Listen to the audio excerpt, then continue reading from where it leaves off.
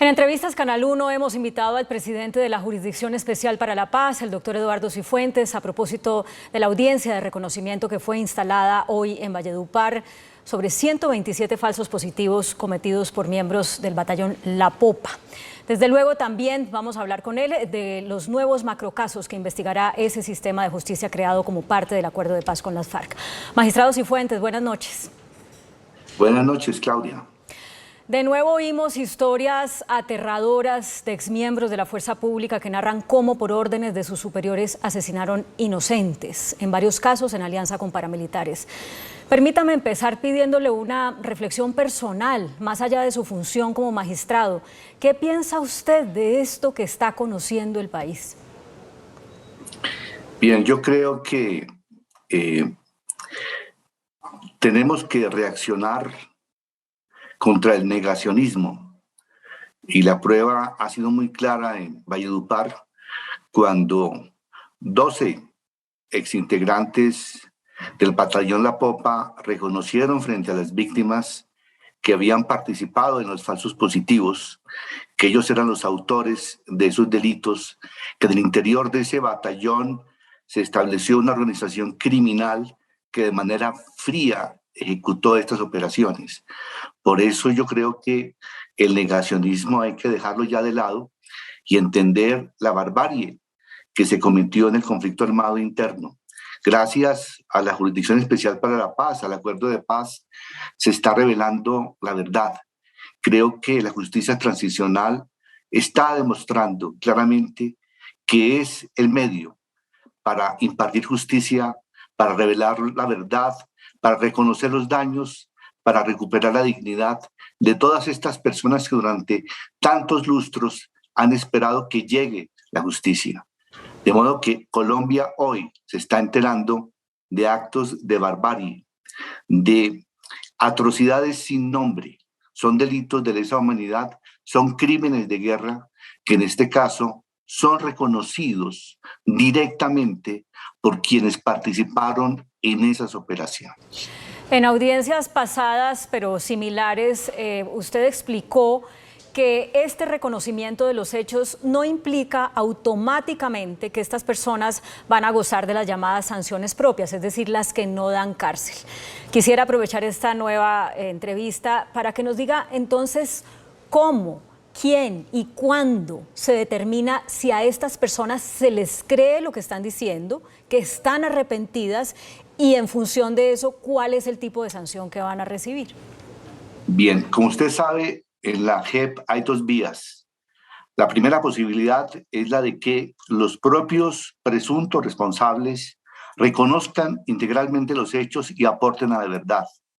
Y esto lo determina precisamente la sala de reconocimiento. Esta audiencia es muy importante para que la sala y las víctimas puedan determinar si en efecto se está produciendo este hecho, este acto importante que es asumir la propia responsabilidad y aportar verdad. Si esto se hace, estas personas podrían recibir una sanción propia que supone una sanción de carácter restaurativo. En el caso contrario, la propia sala y el día de mañana el tribunal definirán que la única salida para estas personas que no aportan verdad, que niegan su responsabilidad, es una pena de prisión hasta de 20 años, siempre y cuando que en un procedimiento adversarial se pueda demostrar cabalmente su responsabilidad.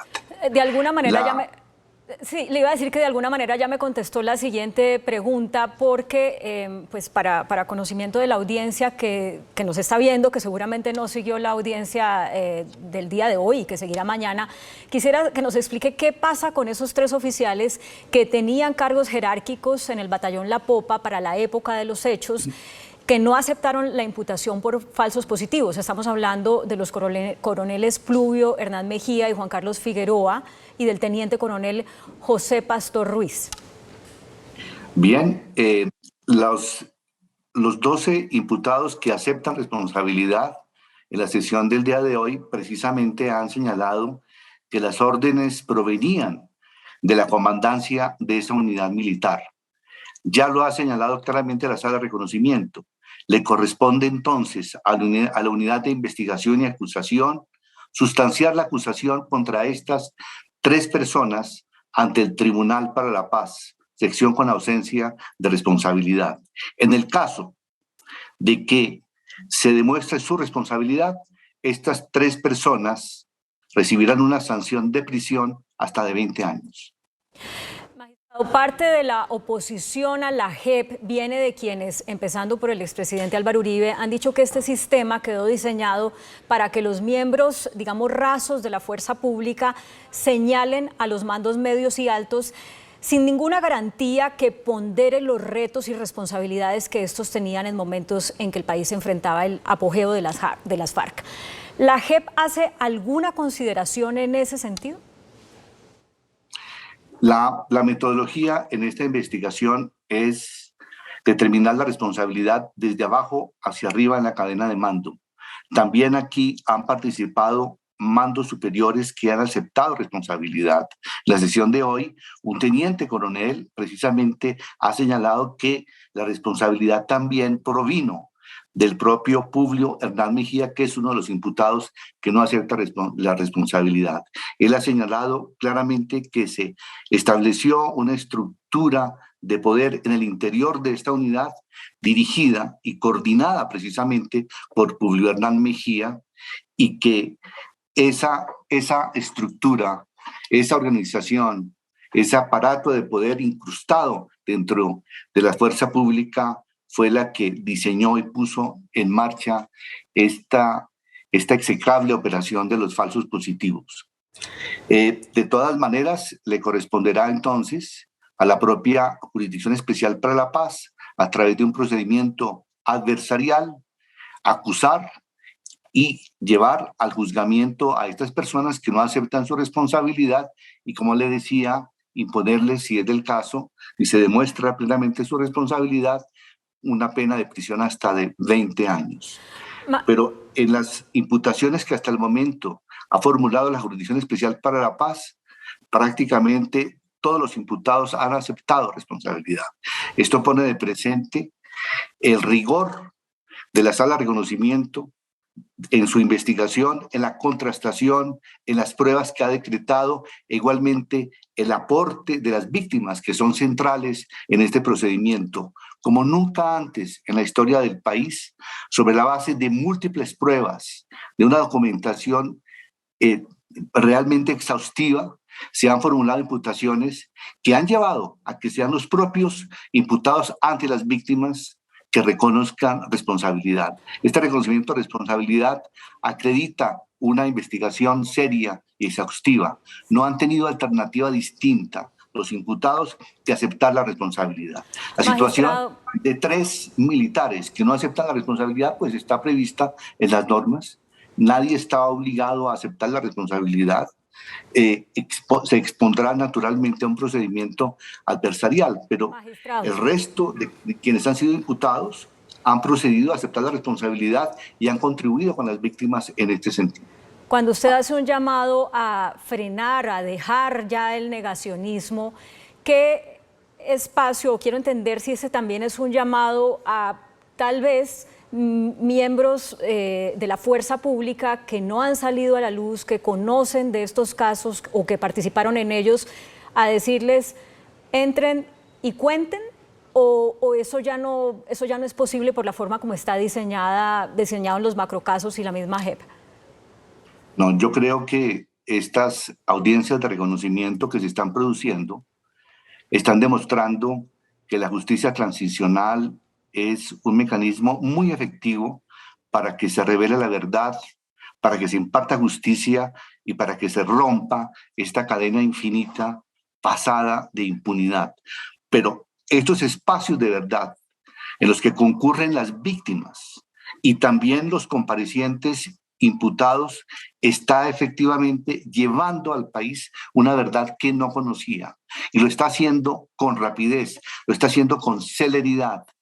Ante tanta verdad que se está acumulando, yo creo que no van a tener la alternativa en un momento dado las personas que se niegan, que son reticentes a tener que definitivamente contribuir con la propia jurisdicción y con las víctimas, so pena de verse inmersos en procedimientos adversariales que puede llevarlos a recibir sanciones de prisión hasta de 20 años. O sea, si no entran y confiesan, alguien los va a delatar porque el proceso está llevando a que eso suceda, es lo que yo le entiendo. Antes de ir a comerciales, quiero plantearle algo que también surge de la audiencia de hoy, que continúa mañana. Fueron y serán escuchadas varias víctimas de los pueblos Cancuamo y Wiwa. ¿Qué ha logrado determinar la JEP sobre la participación de los pueblos indígenas como víctimas? Es decir, ¿los escogían como blanco de falsos positivos por su condición de vulnerabilidad por el hecho de ser indígenas, o porque estaban permeados por la guerrilla, fuera voluntaria o forzadamente, o por unas razones adicionales como las posturas de los pueblos indígenas respecto a, por ejemplo, inversiones del sector privado en las zonas de influencia? Si la Sala de Reconocimiento consideró que la afectación a los pueblos indígenas en el marco del caso 3 constituye un daño de carácter multidimensional que impactó sus modos de vida y sus formas de ver el mundo, así como las relaciones inescindibles de estas comunidades con su territorio. Pero fue precisamente la vulnerabilidad de estas comunidades indígenas las que llevaron a que se produjese este impacto diferencial y desproporcionado. Con un enfoque étnico ha demostrado la Sala de Reconocimiento la importancia de recuperar la dignidad de las comunidades indígenas. Yo creo que la estigmatización de que fue objeto las comunidades indígenas fue la base para que conjuntamente estos miembros de la fuerza pública con los paramilitares diezmaran a muchos miembros de esas comunidades y generaran un daño multidimensional, como lo reconoce la Sala de Reconocimiento. Sí, de hecho, una cifra que llamó mucho la atención porque dicen eran el 1% de la población de la zona, digamos, de influencia del batallón La Popa, pero el 7% de las víctimas. Magistrado, vamos a hacer una breve pausa y cuando regresemos le pido que hablemos de los nuevos macrocasos que ya anunció la JEP que va a abrir, lo cual ha sido considerado una victoria por cientos de víctimas que creían que los crímenes contra ellas se iban a quedar impunes dentro de la JEP. Ya regresamos. Seguimos en Entrevistas Canal 1 conversando con el presidente de la Jurisdicción Especial para la Paz, el magistrado Eduardo Cifuentes. Magistrado, pasemos entonces al tema de los macrocasos. La JEP anunció la semana pasada la apertura de nuevos macrocasos. Uno de ellos es el 10, que se llama Crímenes no amnistiables cometidos por las FARC, y ahí hay de todo. Bombas, a propósito justamente de que este macrocaso fue abierto por la tutela que pusieron las víctimas del Club El Nogal, tomas de pueblos, desapariciones, desplazamiento forzado, reclutamiento forzado, medios y métodos ilícitos de guerra como el abuso sexual. Este es un caso en el que cabe como que todo lo que no estaba en los otros macrocasos. Yo quisiera preguntarle qué expectativas se puede hacer Colombia y muy específicamente las víctimas de los resultados de este nuevo macrocaso, al menos en materia de tiempo. ¿Por qué se lo pregunto? Porque la JEP empezó a funcionar en 2017 y a pesar de los muy importantes avances, pues no ha arrojado las primeras condenas de los 7 macrocasos que están abiertos y hay gente que como que se desespera con eso. ¿Qué expectativas nos podemos hacer de este nuevo macrocaso que es tan amplio? Bueno, Claudia, primero tengo que decirle que los tiempos de la Jurisdicción Especial para la Paz, si se comparan con los de la justicia internacional, son los más céleres. Realmente en muy pocos años, a través de los primeros 7 macrocasos, es un universo de hechos victimizantes los que han sido conocidos y ya estamos en una etapa de maduración de estos primeros 7 macrocasos, lo que ha permitido que la sala efectivamente se oriente hacia la apertura de nuevos macrocasos.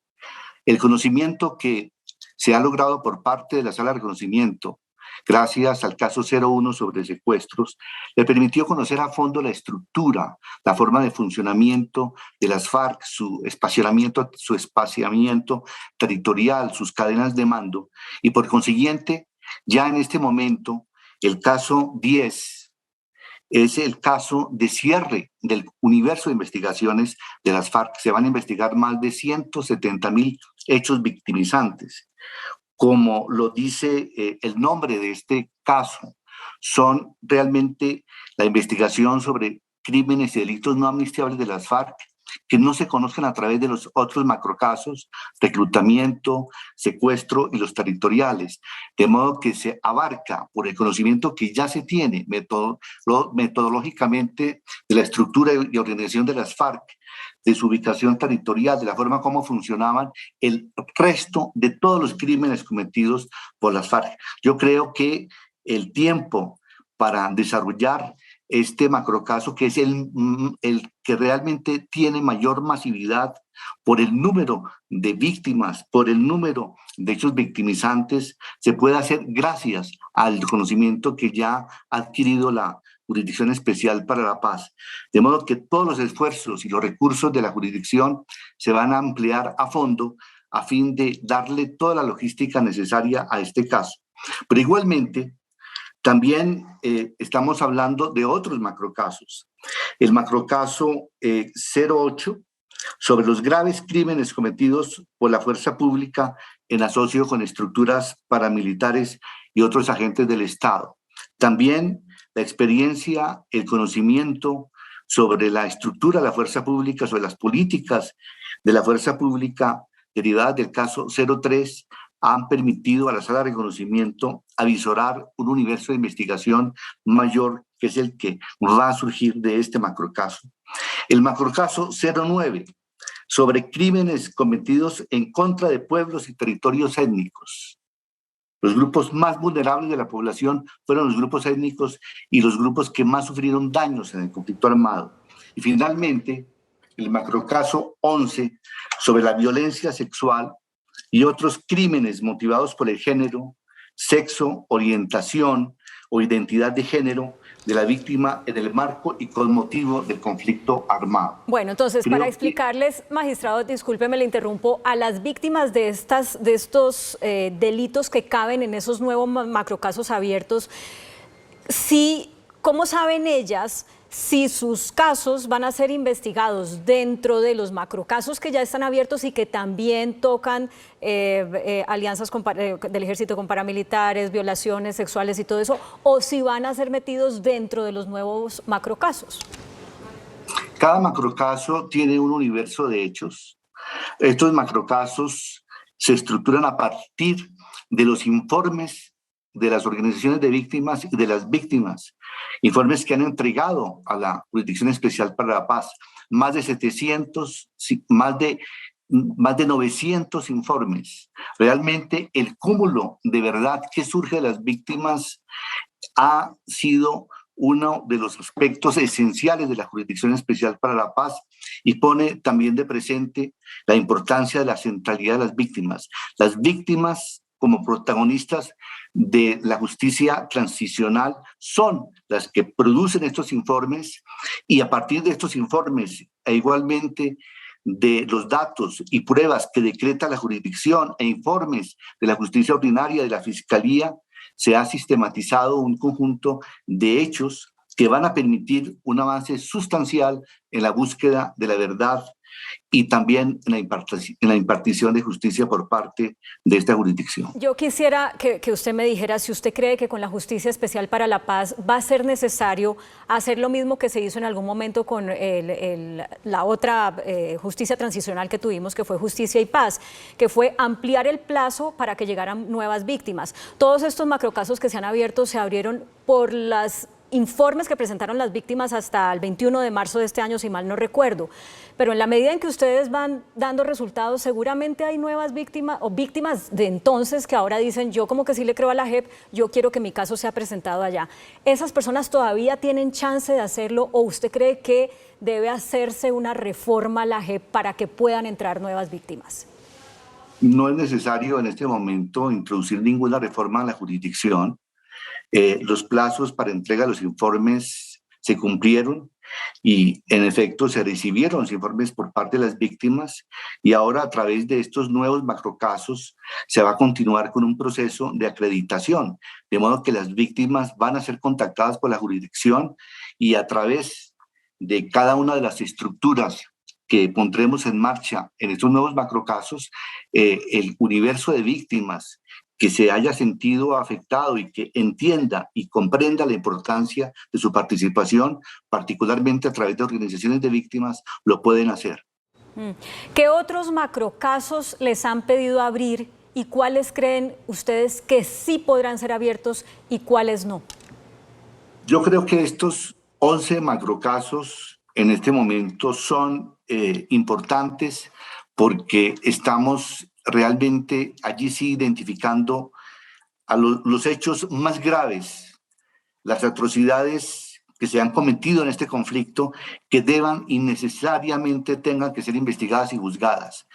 La sala de reconocimiento aplica criterios para la selección y estos criterios se han aplicado en los 11 macrocasos, porque en ellos realmente podemos ver cómo desfilan las atrocidades cometidas en el conflicto armado interno. Yo creo que la estructura, la dimensión, la dinámica de estos macrocasos van a dar unos resultados de mucha justicia en el país y van a satisfacer los derechos de las víctimas.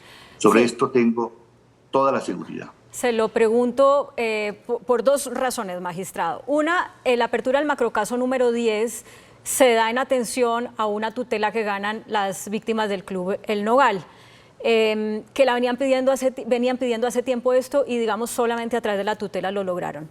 El macrocaso 11, que es el de la violencia sexual, también las organizaciones, especialmente de mujeres víctimas, pero también de la población LGTBI, hicieron mucho esfuerzo para lograrlo. Y hay un grupo que también lo está pidiendo hace rato, que es el de los miembros de la fuerza pública que se sienten víctimas. Y no hay un macrocaso y ellos lo quieren precisamente para evidenciar que los miembros de la fuerza pública también fueron víctimas. ¿Esa posibilidad está absolutamente cerrada? Son determinaciones que tendrá que adoptar en su momento la sala de reconocimiento, pero tengo que precisar que en estos macrocasos también se examinan las situaciones y las violaciones de derechos humanos y las violaciones del derecho internacional humanitario por parte de las FARC que hayan incidido en afectar los derechos de militares también como víctimas. En el caso 10, el caso que se ha mencionado sobre las FARC, de crímenes no amnistiables por parte de las FARC, es un caso en el cual el dominio territorial, los medios y métodos ilícitos de guerra son estructuras y mecanismos que van a permitir establecer patrones donde seguramente se tendrán que estudiar y examinar también las situaciones de militares como víctimas, porque un militar puede ser una víctima ante una grave infracción del derecho internacional humanitario que haya sido llevada a cabo por parte de un actor armado. De modo que no es estrictamente necesario siempre temáticamente dar apertura a un caso, cuando en los macrocasos actuales estos hechos victimizantes pueden ser debidamente analizados y pueden integrar eventualmente un patrón. Una última pregunta, magistrado. Teniendo en cuenta que el nuevo gobierno es totalmente afín al acuerdo de paz con el que fue creada la Jurisdicción Especial para la Paz, en contraste con este gobierno que está terminando, que incluso quiso modificar ese sistema de justicia, ¿qué solicitud específica le hace usted al nuevo gobierno, al presidente Petro, con la que no haya tenido éxito con el presidente saliente?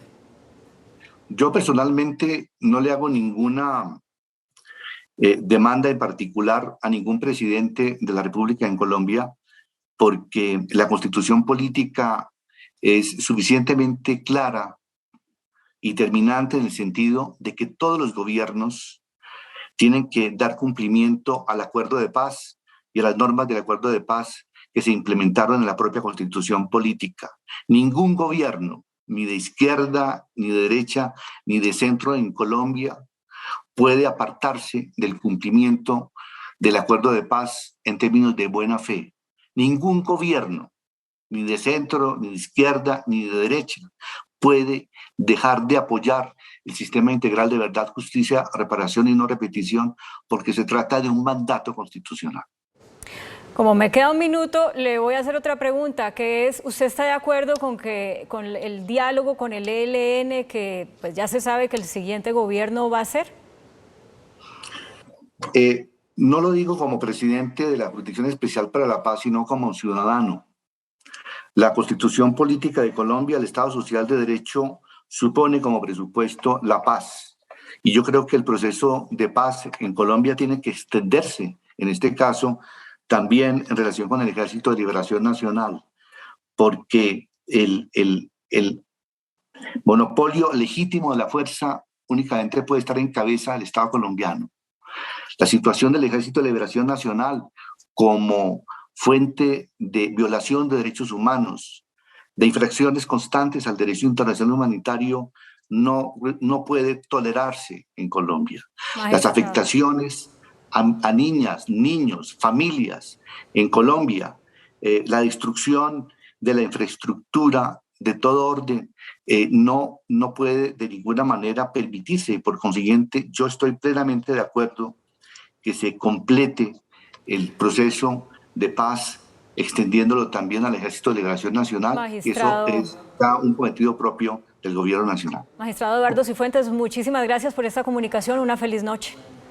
Muchas gracias. Hasta luego. Sigamos con la emisión central del noticiero.